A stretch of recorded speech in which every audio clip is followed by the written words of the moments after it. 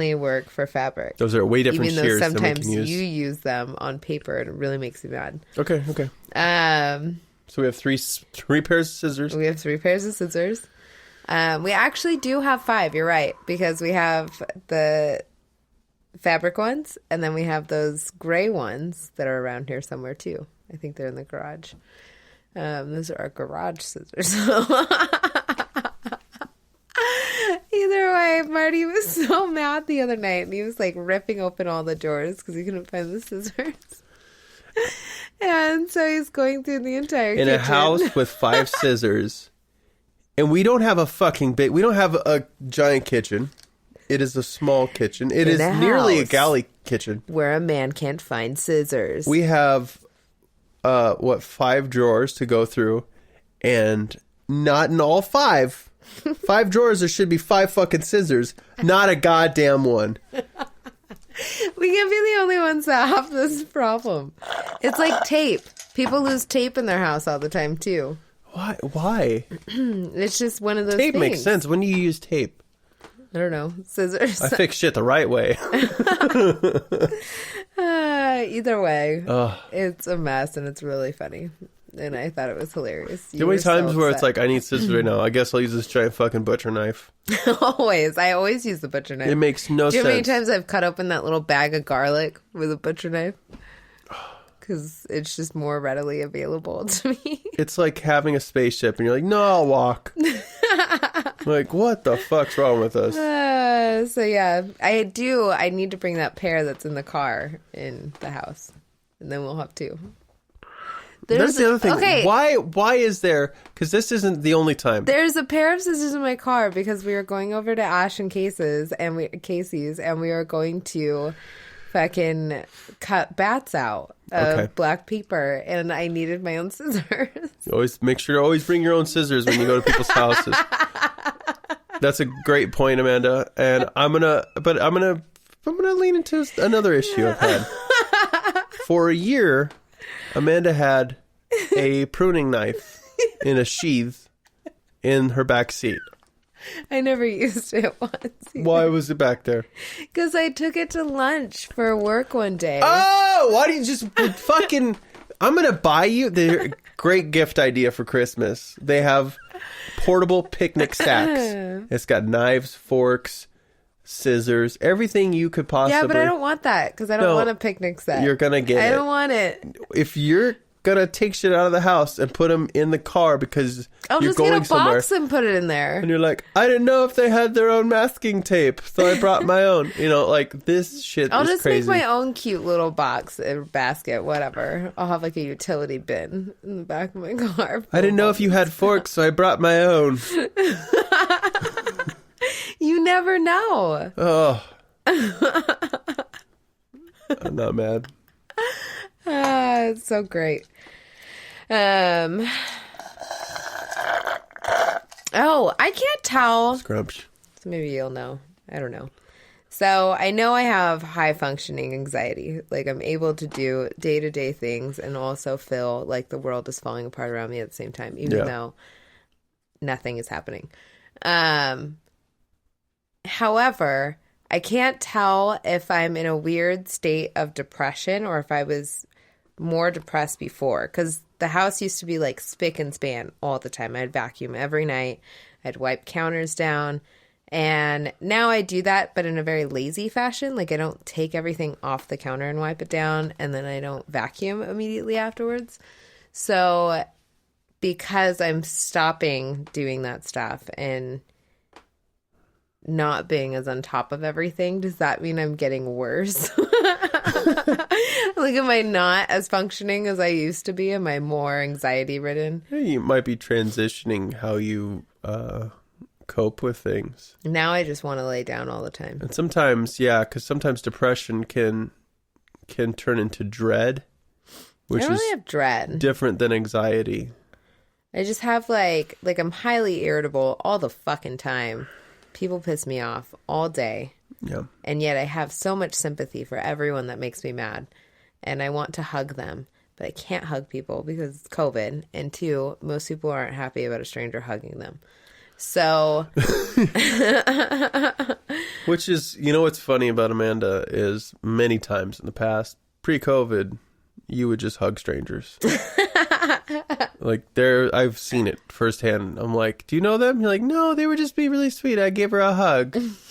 I'm like, oh, the lady you bought tulips from. That's nice. That's nice. people are cute. I want them to know. I think it's very sweet. But maybe that's what it is. Maybe because I can't fucking touch strangers. Yeah. It's driving me crazy. I'm sure it's an accumulation of a lot of things. And especially if your mind does what my mind does, where, you know, as humans, we pick out things to survive, you know, like find the dangers, find the things that are wrong. Yeah. Focus on them so we can eliminate them. There's certain things we can't eliminate right now. It's true. So we just get in this feedback loop of going COVID, job, stress, COVID, job, stress, COVID, job, relationship, stress, COVID, job, relationship, stress, house, stress, COVID, job, relationship. You know, it's like, and it just goes on in like an infinity loop, and it amplifies like screaming into a canyon. It's true. I feel like I'm in a weird repetitiveness, and that's why I ripped apart this chair, and that's why things aren't getting done in my house anymore, because I've just decided it's better to live in the trash filth that is our bodies than to do anything about it. So then I went out tonight and bought sheets, because I was like, yeah, I have tons of money to spend, even though I might lose my job or I'm going to quit or whatever. And yet here I am spending $180 or $70 at Target. And I bought old lady sheets. I tried everything in my power not to be an old lady, and I just reverted back to old ladiness. You definitely went old lady. It's cute. It's nice. Very old lady.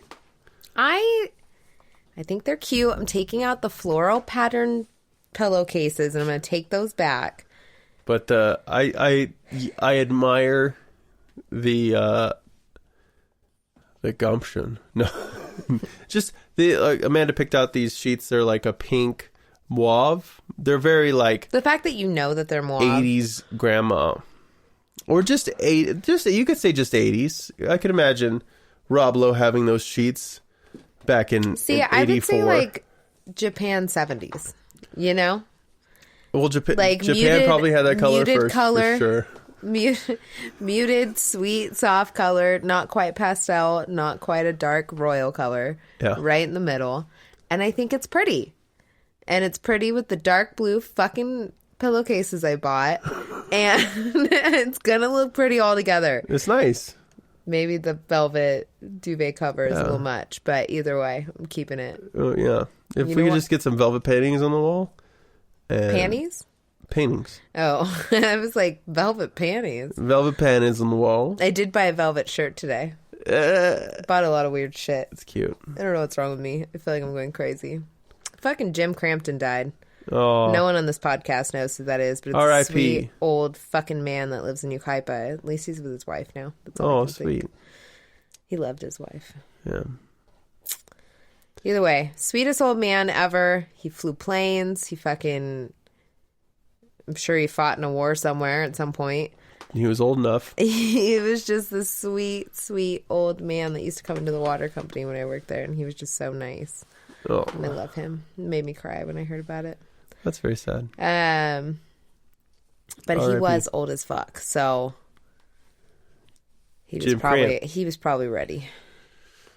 I think he was ready to be with his wife like 2 years ago when I talked to him. Yeah, he's probably pushing 90 plus. Mm-hmm. Yeah, I love that guy. That's crazy. So, Yucaipa, you lost the last decent person you had. So I don't know where my anxiety and depression and all of that is going. I just know that I have a lot of anxiety, and part of it is my fault because I'm planning on leaving, and I should just accept it. It's a stepping stone. I'm growing. Yeah. I know this. It's just hard to do it. It's scary. It is scary. But in other news, speaking about old people. Have you tried meditating at all or anything like that? No, of course not. Oh, good. So we were watching The Twilight Zone the other night, and it made me realize how fucked up The Twilight Zone is to old people, because it's always an old person. I mean, most of the time. Yeah. Like, a majority of the time, it's fucking old people. And there was this one particular episode we were watching, and this old lady kept getting a phone call, like, every 5 hours or something weird. Yeah. And so it was like this, I need to see you. Leave me alone. Yeah, or no, the first one was hello. And it's the best. Oh God. So if you ever call me from beyond the dead, I hope you say Falcor. That's the only thing I'll say. Okay. But yeah, so he keeps saying hello, and then I guess she had like this fiance that she told like what to do all the time, and he would do it. And then she told him to leave her alone, and then he called back saying, "I'm gonna leave you alone." And then she's just freaking out with the phone ringing. No, I need to see you. And then he's like, "No, I always do what you say." So, bye, bitch. So it dawned on me at this point that it's fucked up because old people experience dementia and Alzheimer's, and they have these Twilight episodes of these poor old people being driven insane by like a repeating phone call, or the one guy was trapped in the desert because he had done something wrong, and that was his prison, and then they gave him a robotic wife, and then they left his wife. He was on Mars. Yeah, it was fucking. There's just so many weird, stupid shit. The guy that's on the train and he can't get off the train. Like, there's no way for him to get on. It's just messed up. I feel like it's really fucked up, and it's really mean to old people. It's nice. It's also really funny. It is really funny. And the opening song to Twilight Zone makes me laugh every time. Because it's just so loud and abrupt. And it's like... What did that one guy say? It's the host. Oh, I don't know. I was trying to think of that the other day. I know. What did he say? We started laughing so hard. Yeah. But it was totally pertaining to what they were talking about. But he was like... it wasn't like... Now they would be more subtle about it. Yeah. And he was like... And that would choose to be... her demise or something. So I forget what he said. It was great. Something ridiculous. It was so good though. He's like, she'll be miserable forever. Yeah. Like, oh God. He does say stuff like that. It cracks me up. Makes me laugh so much. Yeah, I like him. Jesus. COVID. I got the COVID. COVID. No. So yeah, Kanye's in Wyoming, which is neat. Hey, you know who I saw? Do you remember that? You guys are fine. You stink. Echo Smith. Do you remember that band? They were in, or at least one of them. The girl was in Coeur d'Alene recently, taking pictures. Dumb it's like, bitch. why does everyone go there? I mean, I get it; it's beautiful. Traveling. But a lot, it is like a celebrity hub up here. Yeah, it's a hot spot. Kanye West. Well, I mean, the lake is gorgeous. There's a lot of really pretty parts about Coeur d'Alene. The rest of it's trash. It's just the lake that's awesome. I thought there would be more to that. I mean, as far as little towns go, it's cute. Quaint. Oh, no, that town is awful. But there's not a lot going on there. It looks like trash. You know who has a cuter town that I want to take you over to? Is Rathdrum. Rathdrum. They have a cute-ass town. It's all a bunch of old brick buildings. And it's like an old mining town. So everything's like super cute. I know. I was looking at a town, Siloam Springs. I think it's Siloam Springs, Arkansas, which I've been to as a child. We should go to It is Leavenworth? The cutest little town ever. They've got like a little Y downtown where it almost looks like old, like when you see pictures of Times Square from the 1800s. That's exactly what it looks like. I like that. Everything's super green, and they have like a lot of bars and barbecue places and stuff. I like anywhere where there's a lot of barbecue. Damn, that looks. It's right in the Ozarks, so Real green. I love, yeah, I really want to go to Leavenworth this winter, if we can. Christy says their That place is Christmas totally thing is different. still going on. Is it really? Mm-hmm.